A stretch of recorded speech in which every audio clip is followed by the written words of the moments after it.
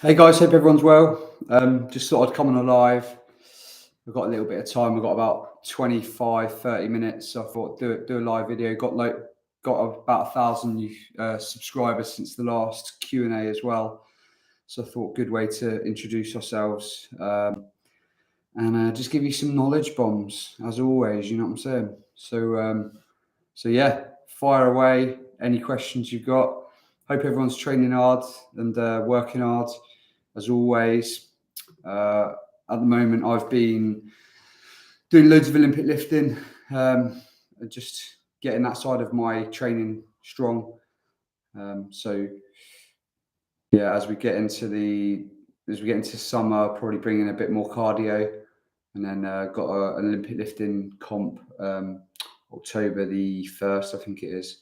So gearing up for that at the moment. But yeah, drop any messages in if you've got any questions, anything like that.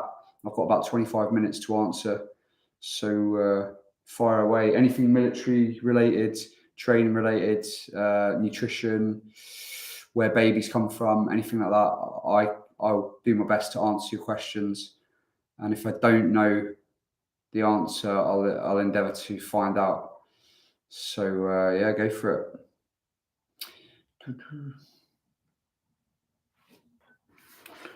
While I'm waiting for that, we'll just quickly check something.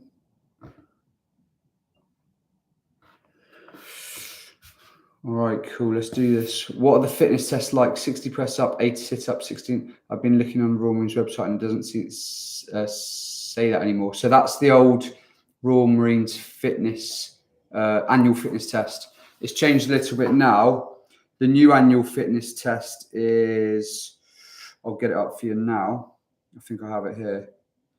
So it's the PES. So 30-foot rope climb, 4K Yomp at 90 pounds in 45 minutes, led by the PTI, and then a 4K Yomp at 35 pounds in 35 minutes, best effort. Most lads are doing that in 25 minutes. And then 250 meters, jerry can carry in 4 minutes. 120 kilo bag drag for 20 meters in 20 seconds. And then some ammo resupply circuit, 10 times 10 meters shuttles, carrying 10-pound power bag, wearing body armor, helmet in less than 12 minutes. That's for like trained ranks. For if you're joining as a recruit, you obviously do a pre-joining fitness test, which is 3 rounds of 20 burpees, 30 sit-ups, 20 press-ups, 1 minute plank to the beat or to the timings. Then you go and do your CPC down at Livingston, which is like 3 days, just getting beasted basically, just seeing have you got the potential to get in. If you pass all that, you do your bleep tests and different press-up tests, sit-ups, sit-ups, pull-ups. You do the endurance course as well. And if you're all over that, then you get selected. And then you go down to Livingston, do a 4-week ROP, recruit orientation phase, where you're just getting acclimatized basically to military life. And then after you've completed that 4 weeks, if you get through all the tests at the end of the 4 weeks, then you're in recruit training, and then the fun starts, and the beastings, and the crying, and all the good stuff. Do you know what the CPC press up minimum is? I'm gonna say, where did I see it the other day? I'll find out for you. It's either 30 or 40, but you want to be hitting like 60. Always, whenever you're doing any of these tests, you're always looking for the maximums. So I get a little bit, I'm not picking on you because loads of people ask this question. You should be asking what the maximum is. I always try to ask myself, what is the maximum for these tests? Because I want to give the best account of myself. I'm not trying to be a Karen there. Do you know any stretches to get better ankle and hip mobility? I do indeed, my friend. So regarding getting good mobility, what you can do is you can get better mobility, but then not actually be strong at that new range of motion. So what you need to actually do is strengthen them as well. So you find movements that do both. So a good one for hip mobility would be like a split squat. So let me try and demo here. You'd maybe get your foot up here, like so. You can start just like this to begin with. Then you can get dumbbells And this is opening my hip flexor, getting me nice and strong in that position, also helping with my coordination and balance as well. Yeah, and that's a great one. For ankles, you can use like a tib bar. So if you've seen tib bar raises, and that helps with anterior tibialis, which is also associated to shin splints. So best of both worlds. But if you just Google or YouTube tib bar, it will show you how to do that. ATG is really good for things like this, sort of like rehabbing lower limbs, which are great. But there's just two there anyway. Couch stretch is a really good one to open the hips up. If you've got tight quads, tight hip flexors. If you sat down all day, if you're at school or got a 9-to-5 job at a desk, that's a really good one. I've got this stand-up desk here, so it stops me sitting down like Mr. Burns all day, like bent over the desk. Hope that helps, my friend. Are these tests different for officers? Yeah, I think officers are just basically more. They are. They've just got more. They've got to do better, basically. Rather than going off like this, I want to find out the actual minimum result scores for the officers and junior ranks. So I will endeavour to find that out, and I'll put that on the channel over the next couple of days, rather than just plucking like numbers out of the air. I don't like to do that. I'd like to give facts rather than just like absolutely winging my information. So I will find out, but they're very similar, very similar. So the PJFT, for instance, for the officers is 4 rounds rather than 3 rounds. But I like to say to all our the guys on our programs and our one-to-ones that we want you hitting at least 4 rounds as a junior rank, and as an officer at least 5 to 6 rounds. Ideally, everyone's hitting 6 rounds, and it just means when you get down to Nuffield and you do your PJFT, if you have a crap sleep the night before, or you're not well fueled or whatever, you're feeling ill, you've got those extra rounds in the bag. Plus, it will help you in recruit training to just be better at bodyweight movements. Like a clown, I got overexcited and overdid my running. Went from 0 to 5 miles a day for 3 days. Now have very sore Achilles. Rehab advice apart from rest. To begin with rest and just foam roll and just allow your muscles to recover. Loads of protein, obviously. Loads of fluid. Get loads of fluid in you, and then just start working on like things like this, like heel raises. So single leg heel raises, nice controlled. You can do that off a step. You can do toe raises. Don't know if you can see this. Toe raises like this for the anterior tibialis. Steps like this. For your Achilles, just opening and closing. But just taking your time with it. And I think the ultimate thing is not doing that again, like not going from 0 to 5 miles. A lot of people get hecked up on running really long miles for the military, the Marines. Gradually build the distance, but also a lot of specifically in the beginning of Royal Marines training, you're going to be doing a lot of sprint work, like around the gym and around camp circuits, like 800 meters and stuff. So the emphasis on our programs a lot of the time is like 200 to 800 meter high intensity efforts.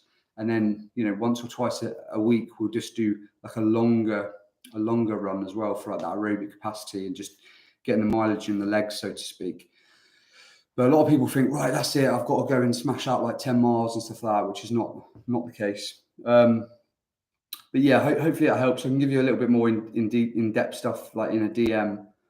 But there's a few things just to help you. What should we run? What should you be running at a pass in min per miles? So I'd say, for instance, a mile and a half effort, which is like the old sort of testing that we used to always do. And I'd say anything under 9 minutes is a really good score. Best run time I ever got on that was 8:07. My best mile time is 5:25. Now I'm not like built like a runner. I'm a bit more stocky and absolutely like massive, obviously. No, I'm really messing, but that's quite a good score. So anything under 9 minutes for a mile and a half is great. 5K, you're looking anything under 20 minutes is really good as well. That's just going to put you in really good stead for like the start of military training, and then obviously you can grow from there. What specialisation did you do in the Marines? So just general duties, and then come out, went reserves, and just stayed general duties as well. You get pinged. You used to get pinged for stuff as well. Like I did my driver quals when I first passed out. I think everyone now does driver quals when they pass out. It just means that they can call on anyone to do drives and stuff like that. But it's all changed a little bit since when I was in full time. Can you get in the Royal Marines with laser eye surgery? My friend did. I'm not sure if he did it privately or through the military. I think he did it privately, but he was a Marine. Then he went officer, and in between, I think he was in the Marines at the time. He got his eyes done. I don't know if it was with the Marines or if that was the done thing or whatever. So don't quote me on that, but I only have that anecdotal evidence. But I think the best thing to do there is ring up your AFCO, your careers office, and ask them. Complete Commando. Thanks. My name's Sam, by the way. I've got 2 questions. What was the one thing that caught you off guard when you started training that you hadn't thought about before? And what was the hardest part of training? I think the thing that caught me off guard was timings. You know, like my life was my own before. I joined at 19. Living on my own, training whenever I wanted, you know, either side of work, sometimes in work because my boss was sound. And I think it was like the adapting to like, right, you're here at this time, right place, right rig, right attitude. And it's like freaking your life is now ours. And all of a sudden, all my freedoms, like that little bit of chill time in the evening and stuff, that was all gone. In a blink of an eye, and then literally my life was completely theirs, and I had just that lack of time, I guess. And I'd say the hardest part of training would be wet and dry. So, for instance, you'll be on an exercise down at like Woodbury or Dartmoor or whatever, and you get bumped at 3 a.m, marched down to a lake, thrown in, could be the middle of winter, whatever. And then you've got, when you get back into your poncho, you've got to get your dry kit back on to get into your sleeping bag. And then when you get woken up again, if it's your turn on sentry, or Ravalli's at 5 a.m. or whatever, you've got to get back into your wet kit. And it sounds all right, like, in a nice warm office, but when it's freaking middle of winter and it's wind chill -19 and you're getting back on frozen trousers, you start questioning things. So I'd say majority of guys, that's what the hardest thing, single, like individualized thing, is the wet and dry. Ultimately, it's the longevity of training. Just there never feels like there's an end in sight until you get to about week 20, 26. Probably when you finish final X, then you can start seeing the end in sight. But you get 6 months in and you've still got another 5 months to go. So for 4 or 5 months, so that's really tough. Do you need to be flexible to join? Touch your toes. It's beneficial because if you've got tight hamstrings, for instance, you could easily pull them. So it's good to have a good mobility routine. We actually have one included in our programs. 20 quid a month, all in. Get you fit for the military, mobility, nutrition sorted, daily contact with a coach. You're welcome. But no, yeah, it does massively help to be nice and mobile, but also strong in those end positions as well. Oh, mate, 24 and a half is not too late one bit. I know lads who join at 32 and do really well. They do 20 years, come out at 52, you can still do another career off that. 24 is young, mate. I'm 33 now. Now, I'm not saying this to be patronising. I remember being your age and thinking, flipping out, I've passed it. 24 is young. I'm 33, like I say. I reckon I'll go and pass Royal Marines training now. Body might suffer a little bit more than it did when I was 19, but I'd be more switched on, a lot more capable of admin and just being more sort of disciplined and stuff like that. I think when you're a bit younger, those things are a little bit, it depends how mature you are, but that's a bit hit and miss. So 24 is actually a really good age to join. Does fitness, numbers, scores, or mental toughness attitude weigh more as a factor when the staff are choosing candidates on selection? OSC, PRMC, which is CPC. Very much an accumulation of all of them, Tom. If you're really, really fit, but your attitude's crap, you're going to get binned off. And if your attitude's really good, but you simply cannot make the grade, or you're mentally weak and you give up, you're gone. So it's really very much like they want the full package. That's why the old adverts used to say 99.9% need not apply. And, because it's very much like you can get lads in the gym who are really, really strong at the bench, but, you put them into a hard workout for 20 minutes and they absolutely crumble. Or you get lads who are really, really fit, but they can't take orders and they're arrogant and cocky. You don't want either of those. So it's very much like being a balanced person. Just notice this picture as well. These aren't my kids. These are my mate's kids, but anyway. But yeah, so yeah, very much both important, Tom. Opinion on Royal Marine Cadets, I think it's absolutely brilliant. It's something I wish I'd done when I was younger, instilling discipline at a young age, learning weapon systems, learning about map reading, potentially rope climbs, being you're almost having an insight into the Royal Marines without the commitment. It's a lot of cadets, a lot of guys who come out cadets, TA, etc., even scouts. They do really well because these things aren't like a novelty to them. They're not absolutely like rabbits in the headlights. Say if you're like an inner city kid and you've never done anything like that, you've never been in the countryside, all of a sudden you're out on Dartmoor for 5 days, the wind's howling and you pee wet through and you ain't got your nice Arc'teryx coat on and you all that sort of stuff, you can crumble. And so doing these sort of stuffs are great. I find it absolutely amazing. It's fun, but you learn so much. Yeah, perfect, mate. And yeah, I think those things should be pushed a lot more. Cadets and all that sort of stuff. Happy days. I've got about 10 minutes left if there's any more quezzies. No sweat if not. I just want to be a help to anyone.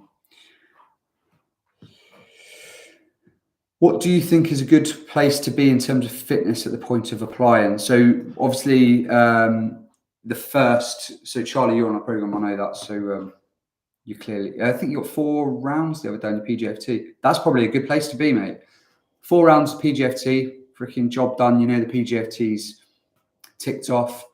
And then you're running. You want to have like a good base level of running. So, can you do a 5K in under 25 minutes? Probably a good base layer to start with. And I'd apply them.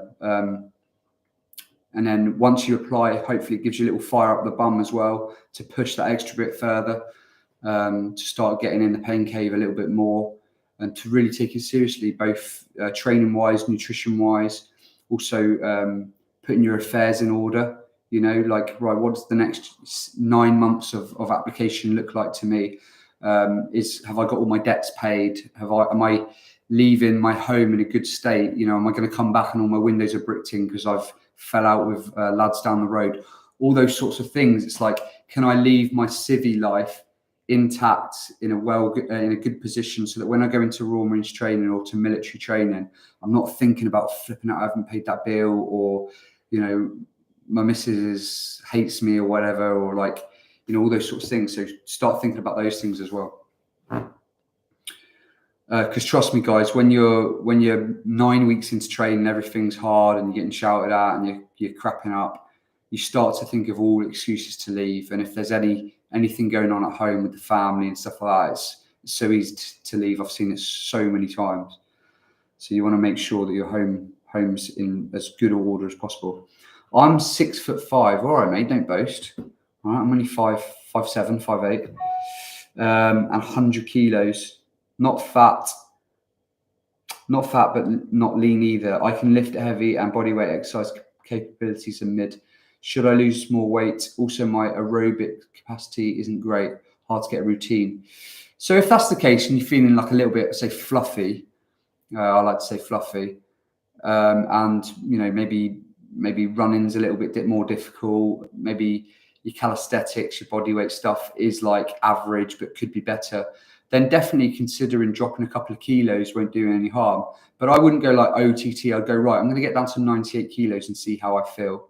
If I feel good at 98 key and I've still got my strength and I'm performing better, happy days. Let's see where I'm at 96 or 96. I feel a little bit weak and, generally weaker. I'm going to go back up to sort of 97 and go, actually, 97 is a good point there. So you can test and adjust that.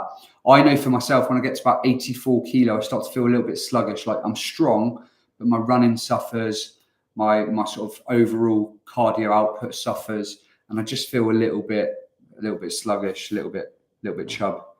So hopefully that helps, mate. Any tips for doing more push-ups? I go to failure every time and I'm eating the right food, but I can't seem to improve the amount I can do. Well, I would say going to failure every time it can be a hindrance. And so one tip I like to do on our programs and with my one-to-one clients is I'll go, right, I'll test your 1RM. Sorry, I'll test your max press up. So hypothetically, let's say your press ups, you're going to hit 100 press ups in 2 minutes unbroken. Then I would drop that number to 75%. So obviously with 100, that'd be 75. And then I'll say, right, you can do 3 sets of 75% with like 2 to 3 minute rest in between. And then every week I'll just gradually grow that number until you're able to do 3 sets at your old max amount. And so after, say, 8 weeks, I want to be seeing 3 sets at the old 100, the old max, so 100. Obviously, that's really high numbers. And we see really good progress from that. Actually, just backing off and not going to failure every single time is good. It can be really beneficial. It's the same with weightlifting, same as best effort mile and a halves. Going to failure. No elite athlete goes to failure every session.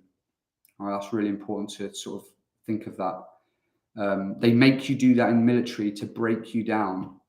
That's why you get beasted every single day, but you don't want to do it to yourself. Also, sleep deprivation as well. You don't want to be on Call of Duty like this, fucking Xbox back at 2 a.m., getting up at 7 a.m. for school.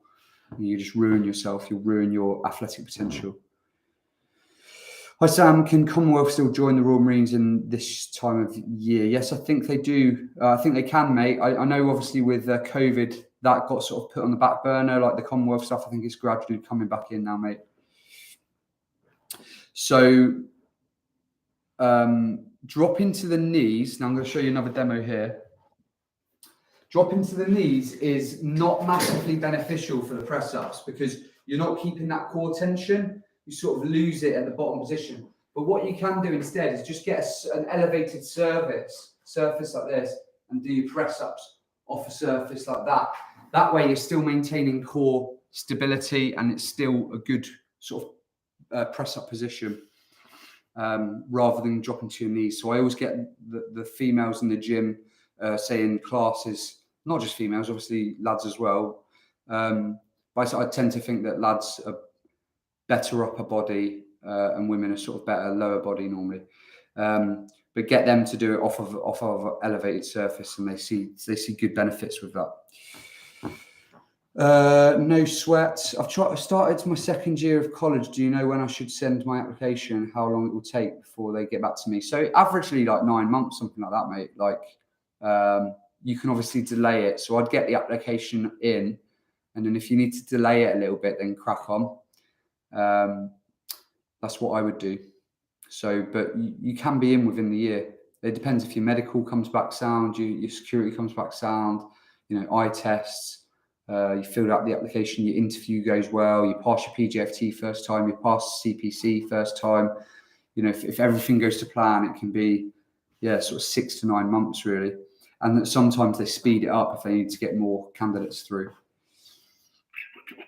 Good tip.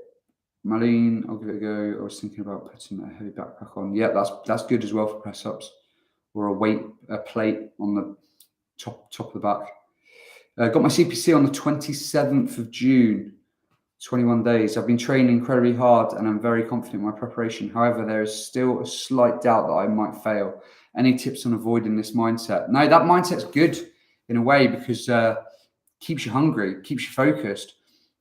Whenever I'm gearing up for boxing or, back in the day, military tests, judo, weightlifting, I've always got that thing of like, I want to. Fitness is not the thing that should let me down. If someone beats me in a boxing fight because they're better than me, then that's one thing. But I should never lose because of fitness, and that's the biggest thing you have in control right now is that daily work ethic. And yeah, you should have a little bit of fear of failure. Like I think that's absolutely fine, but that fear of failure should spur you on rather than make you sort of cower. So don't worry about that mindset. So it's an okay mindset to have, contrary to what people say. Can you change, guys? So this is the last couple of questions. Sorry, I've got a coaching session at 1800 online. Can you change specializations in the Royal Marines? Quite hard to do, but you can do it. It's more prevalent in the reserves, I think, off the top of my head. First maths A-level exam today. Let's just say I think I'm going to have to start training for the Marines instead of going uni. I would feel the exact same. But you do have to be clever as well too on the Marines, like map reading at 3 a.m. with tactical light when you haven't slept for 3 days. You pee it through and it's raining. It takes a lot of mental capacity, but different to like uni. Guys, hope that's helpful. 26 minutes, every question answered, I think, unless I've missed any. Yeah. Cheers, guys, and don't be afraid to DM me on Instagram at Commando. Please like our videos and all that good stuff. It helps us reach others, and if we can help you in any way, let me know. We've also got programs available, and our next military prep weekend is the 21st of July. 4 Royal Marines instructors and 1 Army lad in North Wales, getting you ready for everything you need for the military. I think we've got 4 or 5 spaces left for this next one. So message me if you want to know more, or go on completecommando.com. Quick one, preparation for officers. Business is great, obviously structuring business, sports science is great. Anything that's not a degree in Harry Potter will be great. Billy, try Grease and Groove technique. Yeah, that's a good one as well. Grease and Groove. Happy days, guys. Good stuff. And work hard, train hard, and drop me a message if you need anything. Cheers, guys.